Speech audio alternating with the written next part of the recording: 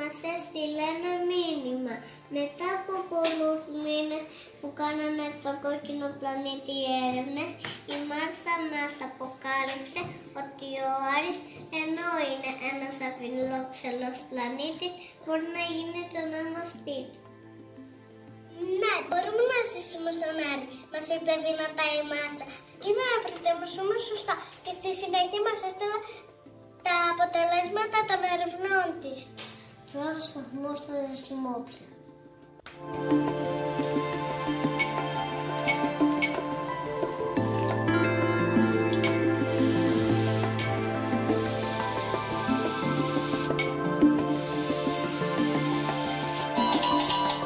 Πρώτα απ' όλα θα χρειαστούμε γιγάντια διαστημόπλια, σαν αυτά που βλέπουμε στις ταινίες επιστημονικής φαντασίας.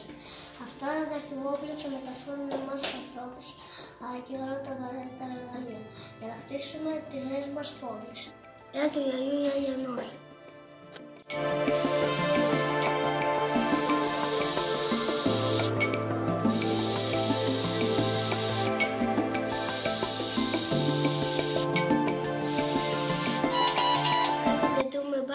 Για του Γιάννου, το έχουμε πάρα πολύ για Ελιτά, Γιάννουμε, την πόλη και τα πίτα μας.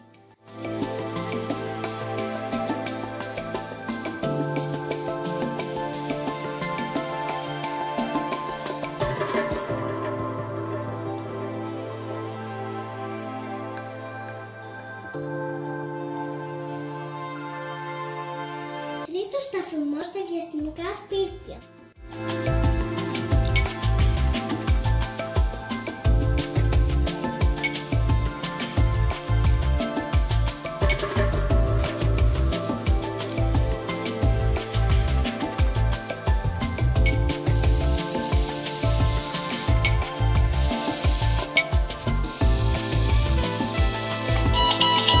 Τα σπίτια αυτά θα είναι πολύ ιδιαίτερα. Θα έχουν γύρω τους μεγάλους φόρους, σαν φούσκες, για να μας προστατέψουν από τη τοξική ατμόσφαιρα του Άρη. Στις σκεπές μας έχουν φωτοβολταϊκά πάνελ. Αυτά τα φωτοβολταϊκά πάνελ μαζεύουν τον ήλιο και θα μετατρέπουν σε ηλεκτρικό ρεύμα. Έτσι τα σπίτια μας θα είναι φωτεινά και ζεστά, ακόμα και τις κρύες νύχτες του Άρη.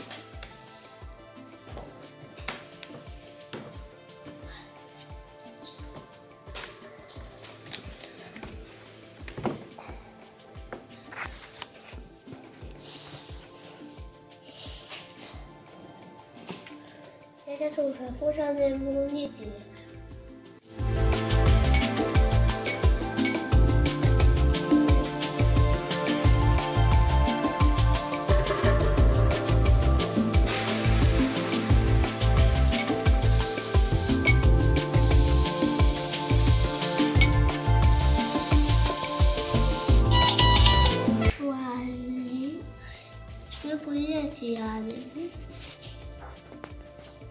Οι άνεμοι που φυσούν στο Άρη αμεσπροσούν πολύ.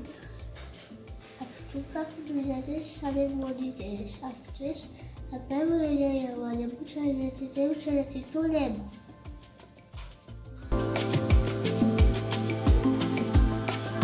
Πέμπτο σταθμό στα θερμοκήπια. Στον Άρη δεν μπορούμε να ζήσουμε χωρίς φαγητά.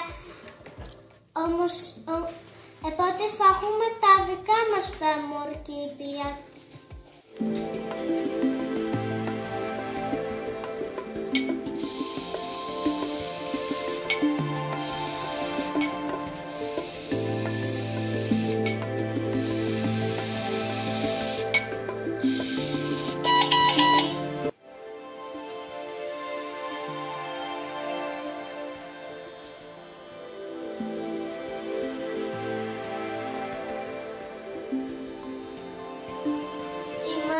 Μας